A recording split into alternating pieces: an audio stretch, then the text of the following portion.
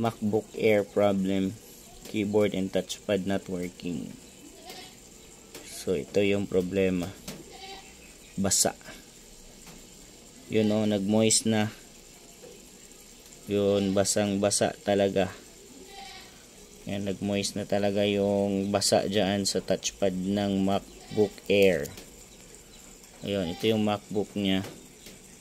Yun, so sana pagkatapos ma-cleaning nito, ma-repair nito, gagana yung keyboard kasi hindi natin ma-click dito. O, diba? Yun, so control, caps lock, ayaw pa rin ng caps lock. Yan, ayaw pa rin ng caps lock. So, ito yung problema, nabasa pala siya.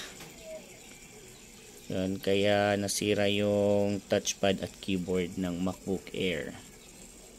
Shish.